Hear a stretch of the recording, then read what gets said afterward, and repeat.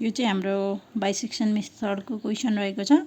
यसमा चाहिँ हामीलाई x² minus x minus 6 equal to 0 हामीलाई यो फङ्सन दिएको छ। यो फङ्सनबाट चाहिँ हामीले यो क्वेसनलाई सल्भ गरेर निकाल्नु पर्नेछ।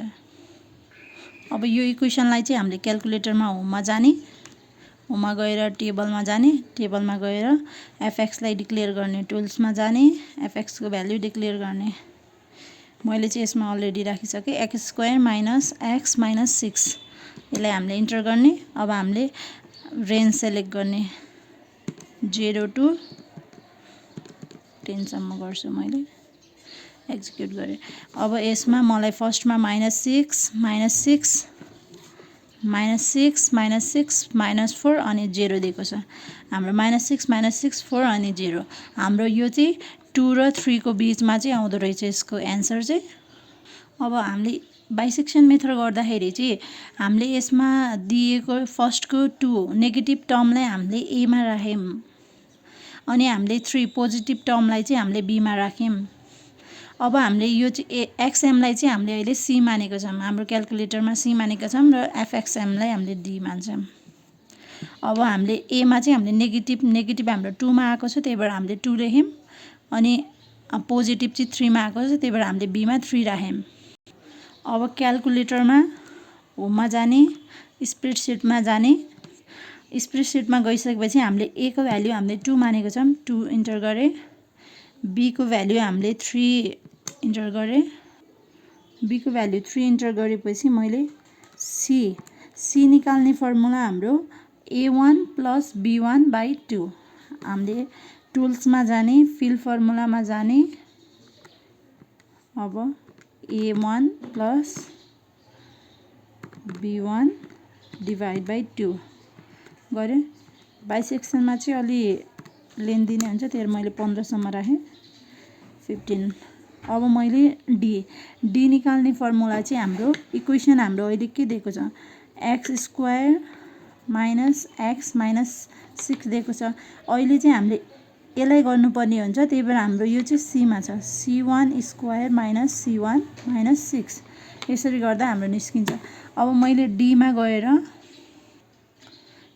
गएर टुल्समा जाने, फिल फर्मुलामा जाने। अब c1 square minus c1 minus 6 यसलाई नै म रेन्ज 15 सम्म गर्छु।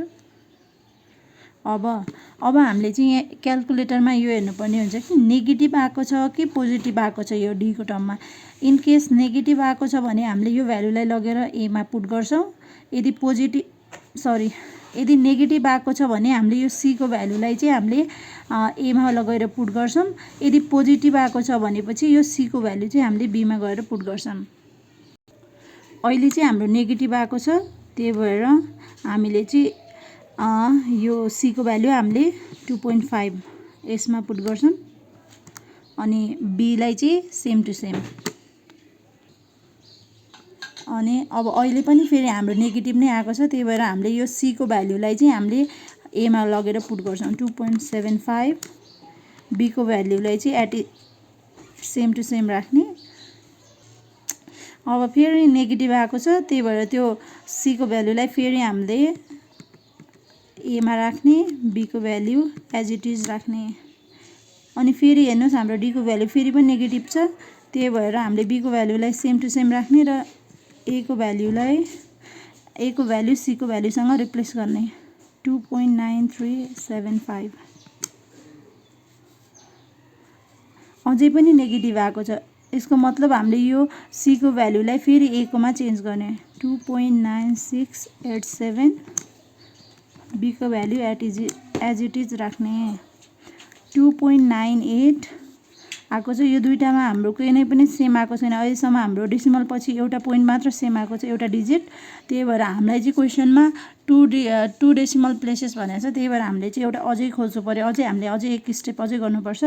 अहिले फेरि हाम्रो नेगेटिभ आएको छ, त्यही भएर हामीले एमा चाहिँ हामीले सी को भ्यालुलाई चेन्ज गर्नुपर्छ 2.9843। हाम्रो 2.98 2.99 हाम्रो अझै पनि मिलेको छैन। फेरि अझै हामीले नेगेटिभ आएको छ, त्यही भएर हामीले यसलाई फेरि एमा राख्ने। एमा राख्दाखेरि बीको भ्याल्यु सेम हुन्छ, एको भ्याल्यु 2.9921।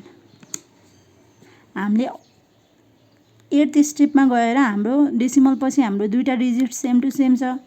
हाम्रो एन्सर कति भयो? 2.99। यसलाई चाहिँ म कपी गर्छु एकछिन।